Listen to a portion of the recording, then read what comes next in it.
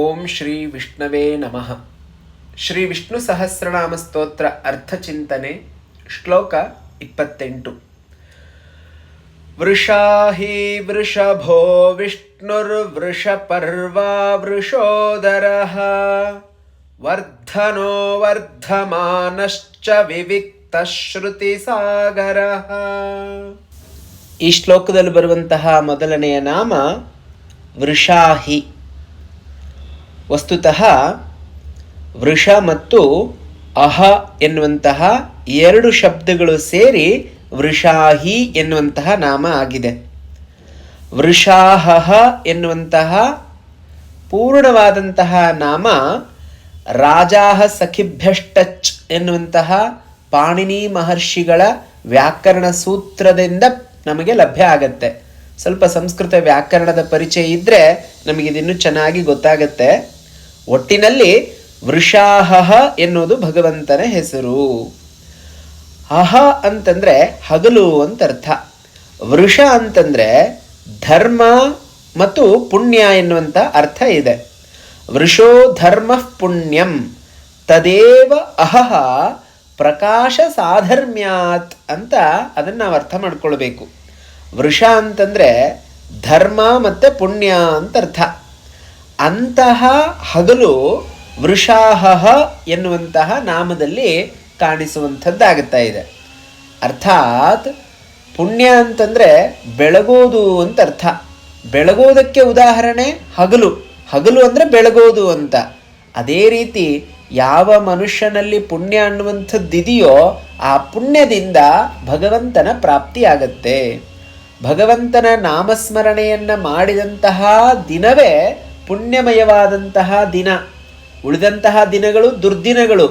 ಸಾಧಾರಣವಾಗಿ ನಾವು ಅಂದ್ಕೊಳ್ತೀವಿ ಏನಂತ ಹೇಳಿದ್ರೆ, ಮಬ್ಬು ಕವಿದಂತಹ ದಿನ, ಜೋರಾಗಿ ಮಳೆ ಸುರಿದು ಬಿಟ್ಟು ನಮಗೆ ಸೂರ್ಯ ದರ್ಶನ ಆಗದೇ ಇದ್ದಂತಹ ದಿನ, ಇದೆಲ್ಲ ನಮಗೆ ಸ್ವಲ್ಪ ಗೊಂದಲಮಯವಾದಂತಹ ದಿನ ಅಂತ ಅನಿಸುತ್ತೆ. ಹಾಗಲ್ಲ.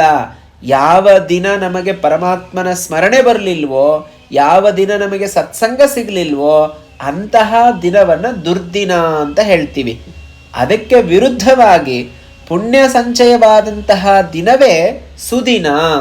ಪರಮಾತ್ಮನ ನಾಮಸ್ಮರಣೆಯಲ್ಲಿ ಕಳೆದಂತಹ ದಿನವೇ ಸುದಿನ ಅಂತ ಕರೆಸ್ಕೊಳ್ಳುತ್ತೆ. ಹಾಗಾಗಿ ವೃಷಾಹಿ ಎನ್ನುವಂತಹ ನಾಮದ ಅರ್ಥ ಪುಣ್ಯ ಸಂಚಯವಾದಂತಹ ದಿನ. ಆ ನಾಮದಲ್ಲೇ ಎರಡು ಅರ್ಥ ಇದೆ, ವೃಷ ಮತ್ತೆ ಅಹ. ಅಹ ಅಂತಂದ್ರೆ ಹಗಲು, ಹಗಲು ಅಂತಂದ್ರೆ ಬೆಳಕು. ಬೆಳಕು ಯಾವುದು ಅಂತಂದ್ರೆ ಪುಣ್ಯ. ಪುಣ್ಯದಿಂದಲೇ ಬೆಳಕು ಅನ್ನುವಂಥದ್ದು ಪ್ರಾಪ್ತಿಯಾಗತ್ತೆ. ಆ ಬೆಳಕಿನ ಸ್ವರೂಪ ಭಗವಂತ. ಭಗವಂತನ ಪ್ರಾಪ್ತಿ ಯಾವುದರಿಂದ ಆಗತ್ತೆ ಅಂದರೆ ಪುಣ್ಯದಿಂದ ಆಗತ್ತೆ.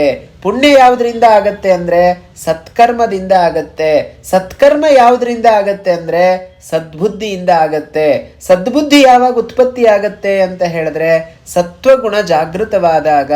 ಸತ್ವಗುಣ ಯಾವಾಗ ಬರುತ್ತೆ ಅಂದರೆ ಒಳ್ಳೆ ಕರ್ಮಗಳಲ್ಲಿ ತೊಡಗಿದಾಗ, ನಾಮಸ್ಮರಣೆಯಲ್ಲಿ ತೊಡಗಿದಾಗ, ಶಾಸ್ತ್ರ ಶ್ರವಣವನ್ನು ಮಾಡಿದಾಗ ಪುಣ್ಯ ಅನ್ನುವಂಥದ್ದು ವೃದ್ಧಿಯಾಗಿ ಅದು ಭಗವಂತನನ್ನು ತೋರಿಸಿಕೊಡುತ್ತೆ ಎನ್ನುವಂಥದ್ದನ್ನು ಹೇಳುವುದೇ ವೃಷಾಹಿ ಎನ್ನುವಂತಹ ನಾಮದ ಅರ್ಥ. ಈ ಶ್ಲೋಕದ ಎರಡನೆಯ ನಾಮ ವೃಷಭ. ವೃಷಭ ಎನ್ನುವಂತಹ ನಾಮಕ್ಕೆ ಬಹಳಷ್ಟು ಅರ್ಥಗಳಿದೆ. ಸರಳವಾಗಿ ನೋಡೋದಾದರೆ ಭಕ್ತೇಭ್ಯ ಕಾಮಾನ್ ವರ್ಷತ್ತೇಶ. ತನ್ನ ಭಕ್ತರಿಗೆ ಏನೇನು ಅವರ ಬಯಕೆಗಳಿದೆಯೋ ಅದೆಲ್ಲವನ್ನ ಮಳೆಯ ಹಾಗೆ ಸುರಿಸುವವನು ಆ ಭಗವಂತ. ಆದ್ದರಿಂದ ಅವನ ಹೆಸರು ವೃಷಭ ಅಂತ ಕರೆಸ್ಕೊಳ್ಳುತ್ತೆ. ಈ ಎರಡೂ ನಾಮಗಳ ಸಾರ ಇಷ್ಟೇ. ಭಗವಂತನಲ್ಲಿರುವಂತಹ ದಯೆ ಮತ್ತು ಪ್ರೇಮ.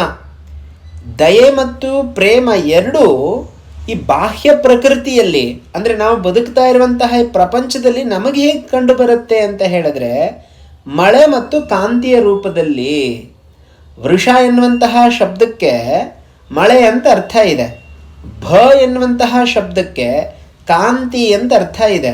ಭಗವಂತ ಮಳೆ ಮತ್ತು ಕಾಂತಿಯ ರೂಪದಿಂದ ಜಗತ್ತಲ್ಲೆಲ್ಲ ವ್ಯಾಪಕನಾಗಿದ್ದರಿಂದ, ತೋರ್ತಾ ಇರೋದ್ರಿಂದ ಆ ಭಗವಂತನ ಹೆಸರು ವಿಷ್ಣು ಅಂತ ಅರ್ಥ. ಈ ಎರಡು ಹೆಸರುಗಳು ಸೇರಿ ಆಗಿರುವಂಥದ್ದೇ ಮೂರನೇ ಹೆಸರು ವಿಷ್ಣು. ವಿಷ್ಣು ಎನ್ನುವಂತಹ ಶಬ್ದದ ಅರ್ಥವನ್ನು ನಾವು ಮೊದಲನೇ ಶ್ಲೋಕದಲ್ಲೇ ನೋಡಿದ್ದೀವಿ. ವಿಶ್ವಂ ವಿಷ್ಣುರ್ವ ಷಟ್ಕಾರೋ ಎನ್ನುವಲ್ಲೇ ಆ ಭಗವಂತನ ಗುಣಗಾನವನ್ನು ಒಂದು ಬಾರಿ ತಿಳಿದಿದ್ದೀವಿ. ಇಲ್ಲಿ ಮತ್ತೊಂದು ಸಾರಿ ವಿಷ್ಣು ಎನ್ನುವಂತಹ ಶಬ್ದ ಬಂದಿರೋದ್ರಿಂದ ಅರ್ಥ ಇಷ್ಟೇ, ಆ ಭಗವಂತ ದಯೆ ಮತ್ತು ಕಾಂತಿಯನ್ನು ಎಲ್ಲ ಕಡೆಗೂ ಪಸರಿಸುವ ಮೂಲಕ ತಾನು ವ್ಯಾಪ್ತನಾಗಿದ್ದಾನೆ ಅಂತ. ಮುಂದಿನ ನಾಮ ವೃಷಪರ್ವ. ಪರ್ವ ಅಂತಂದರೆ ಹಬ್ಬ ಅಂತ ಅರ್ಥ. ಇವತ್ತು ನಾವೆಲ್ಲರೂ ಕೂಡ ಆಚರಣೆ ಮಾಡ್ತಾ ಇದ್ದೀವಿ ಮಕರ ಸಂಕ್ರಾಂತಿ ಅಂತ.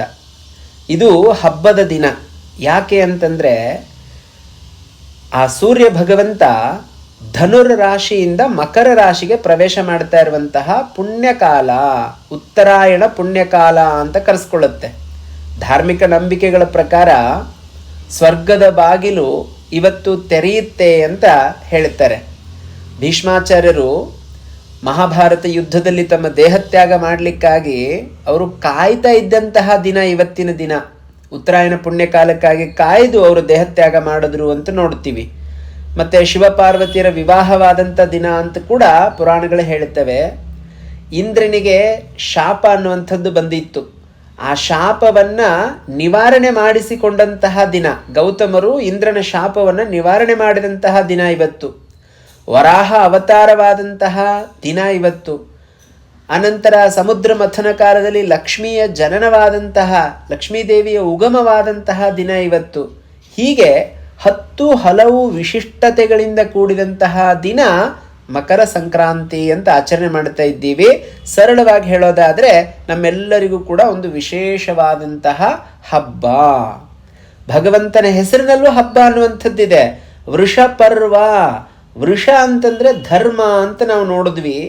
ಪರ್ವ ಅಂತಂದರೆ ಹಬ್ಬ ಅಂತ ಅರ್ಥವನ್ನು ನೋಡಿದ್ವಿ. ಪರಮಾತ್ಮನ ಹೆಸರಿನಲ್ಲಿ ಹಬ್ಬ ಯಾಕೆ ಬಂತು ಅಂತ ಹೇಳಿದ್ರೆ, ಆ ಭಗವಂತನನ್ನು ನೆನೆಸುವ ದಿವಸವೇ ಹಬ್ಬ. ಆ ಭಗವಂತನ ನೆನಪು ನಮ್ಮ ಹೃದಯದಲ್ಲಿ ಯಾವಾಗ ಬರುತ್ತೆ, ನಮ್ಮ ಕಣ್ಣುಗಳು ಯಾವಾಗ ಆನಂದ ಭಾಷ್ಪಗಳನ್ನು ಸುರಿಸ್ತವೆ, ಅದೇ ನಿಜವಾದಂಥ ಹಬ್ಬ. ಹಬ್ಬ ಅಂತಂದರೆ ಆನಂದ. ಆನಂದದಿಂದ ಕಣ್ಣೀರು ಬರಬೇಕು. ಅದು ಪರಮಾತ್ಮನನ್ನು ನಾವು ಅನುಭವಿಸುವಂತಹ ಕ್ಷಣ. ಅಂತಹ ನಾಮವೇ ಭಗವಂತನ ನಾಮ ವೃಷಪರ್ವ. ವಿಶೇಷವಾಗಿ ನಾವು ಇದನ್ನು ತಿಳ್ಕೊಳ್ಬೇಕು ಅಂತಂದರೆ ಇನ್ನೊಂದು ಅರ್ಥವನ್ನು ನಾವು ನೋಡಬಹುದು. ವೃಷರೂಪಾಣಿ ಪರ್ವಾಣ್ಯಾಹು ಪರಂ ಧರ್ಮಾರು ವೃಕ್ಷೋರಿತ್ಯತಃ ವೃಷಪರ್ವ. ಯಾವ ಮನುಷ್ಯನಿಗೆ ಮೋಕ್ಷವನ್ನು ಪಡೀಬೇಕು ಎನ್ನುವಂತಹ ಬಯಕೆ ಇದೆಯೋ ಆ ಮನುಷ್ಯ ಧರ್ಮದ ಮೆಟ್ಟಿಲುಗಳನ್ನು ಹತ್ತಬೇಕು.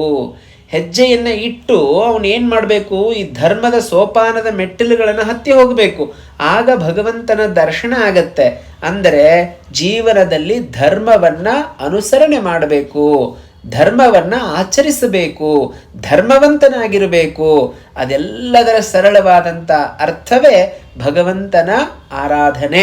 ಪರಮಾತ್ಮನನ್ನು ಹೃತ್ಪೂರ್ವಕವಾಗಿ ಧ್ಯಾನಿಸುವ ದಿನವೇ ವೃಷಪರ್ವ ಅಂತ ಕರೆಸಿಕೊಂಡಿರುವುದನ್ನು ನಾವಿಲ್ಲಿ ನೋಡಬಹುದು. ಮುಂದಿನ ನಾಮ ವೃಷೋಧರ. ಉದರ, ವೃಷ ಉದರ, ವೃಷೋದರ 2 ಶಬ್ದಗಳಿದೆ. ವೃಷ ಅಂತಂದರೆ ಧರ್ಮ, ಉದರ ಅಂತಂದರೆ ಹೊಟ್ಟೆ. ಆ ಭಗವಂತನ ಹೊಟ್ಟೆಯಲ್ಲಿ ಧರ್ಮ ಅನ್ನುವಂಥದ್ದು ಪ್ರತಿಷ್ಠಿತವಾಗಿದೆ. ನಾವು ಬಹಳಷ್ಟು ಕಡೆಗಳಲ್ಲಿ ಹಿರಣ್ಯ ಗರ್ಭ ಅಂತ ಪರಮಾತ್ಮನನ್ನು ಕರಿತೀವಿ. ಹಿರಣ್ಯ ಅಂತಂದರೆ ಬಂಗಾರ, ಗರ್ಭ ಅಂತಂದರೆ ಹೊಟ್ಟೆ. ಹೊಟ್ಟೆಯೊಳಗಡೆ ಬಂಗಾರವನ್ನು ಇಟ್ಕೊಂಡವನು ಅಂತ ಅರ್ಥ. ಅಂದರೆ ಹಿರಣ್ಯ ಗರ್ಭ ಅಂತಂದರೆ ಆ ಭಗವಂತ ಧರ್ಮದ ಮೂರ್ತಿ, ಧರ್ಮಸ್ವರೂಪ.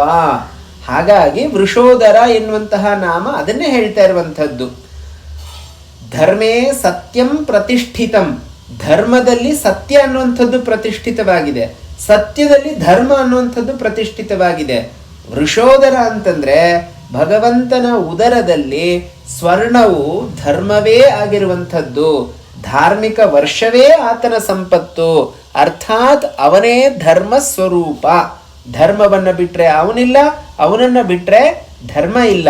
ಹಾಗಾಗಿ ಧರ್ಮವನ್ನು ತನ್ನ ಉದರದಲ್ಲಿ ಧರಿಸಿದವನು ವೃಷೋದರ ಅಂತ ಕರೆಸ್ಕೊಳ್ತಾನೆ. ಮುಂದಿನ ನಾಮ ವರ್ಧನಃ ಅಂತ. ವರ್ಧಯತೀತಿ ವರ್ಧನಃ. ಪರಮಾತ್ಮ ವೃದ್ಧಿಗೊಳಿಸುವಂಥವನು, ಆದ್ದರಿಂದ ಅವನನ್ನು ವರ್ಧನ ಅಂತ ಕರಿತೀವಿ. ಪ್ರಪಂಚ ರೂಪದಿಂದ ಅವನು ಬೆಳೀತಾನೆ, ಹಾಗಾಗಿ ಅವನು ಇನ್ನೊಂದು ಹೆಸರು ವರ್ಧಮಾನಃ. ವರ್ಧಯತೀತಿ ವರ್ಧನಃ ಪ್ರಪಂಚ ರೂಪೇಣ ವರ್ಧತೆ ಇತಿ ವರ್ಧಮಾನಃ. ಸರಳವಾಗಿ ಇದನ್ನು ಅರ್ಥ ಮಾಡಿಕೊಳ್ಬೇಕು ಅಂತಂದ್ರೆ, ಧರ್ಮದ ಬಲದಿಂದ ಭಗವಂತ ವೃದ್ಧಿ ಹೊಂದುತ್ತಾನೆ, ಇತರರನ್ನ ವೃದ್ಧಿಪಡಿಸ್ತಾನೆ, ಇತರರನ್ನ ಬೆಳೆಯುವಂತೆ ಮಾಡುತ್ತಾನೆ. ಅವನು ವೃದ್ಧಿ ಆಗೋದು ಅವನಿಗೋಸ್ಕರ ಅಲ್ಲ, ತನ್ನ ಭಕ್ತರಿಗೋಸ್ಕರ. ಆದ್ದರಿಂದ ಭಗವಂತನ ಹೆಸರು ವರ್ಧನ ಅಂತ ಆಗತ್ತೆ. ವರ್ಧಮಾನ ಎನ್ನುವಂಥ ಹೆಸರು ಕೂಡ ಅದರ ಪಕ್ಕದಲ್ಲೇ ಬಂದಿರುವಂಥದ್ದು. ಅರ್ಥ ಏನು? ಇತರರಿಗೆ, ಇತರರ ವೃದ್ಧಿಗೆ, ಇನ್ನೊಬ್ಬರನ್ನ ಬೆಳೆಸಬೇಕು ಎನ್ನುವಂತಹ ಕಾರಣಕ್ಕೆ ಅವನು ಶ್ರಮಿಸ್ತಾನೆ. ಹಾಗಾಗಿ ಭಗವಂತ ವರ್ಧನ ಅಂತ ಕರೆಸ್ಕೊಳ್ತಾನೆ. ತಾನು ನಿರಂತರವಾಗಿ ವೃದ್ಧಿ ಹೊಂದುತ್ತಾ ಇರ್ತಾನೆ, ಹಾಗಾಗಿ ವರ್ಧಮಾನ ಅಂತ ಹೇಳಿಸ್ಕೊಳ್ತಾನೆ. ಈ ಎರಡೂ ಗುಣಗಳು ಭಗವಂತನಲ್ಲಿ ತೋರ್ತಾ ಇದ್ದಾವೆ. ಆದರೆ ಆ ಎರಡೂ ಗುಣಗಳಿಗಿಂತ ಅವನು ವ್ಯತಿರಿಕ್ತವಾಗಿದ್ದಾನೆ. ಆದ್ದರಿಂದಲೇ ಮುಂದಿನ ನಾಮ ವಿವಿಕ್ತಃ. ವಿವಿಕ್ತಃ ಅನ್ನೋದಕ್ಕೆ ಸರಳವಾದ ಅರ್ಥ, ವಿವೇಕದಿಂದ ನಾವಿದನ್ನು ತಿಳ್ಕೊಳ್ಬೇಕು.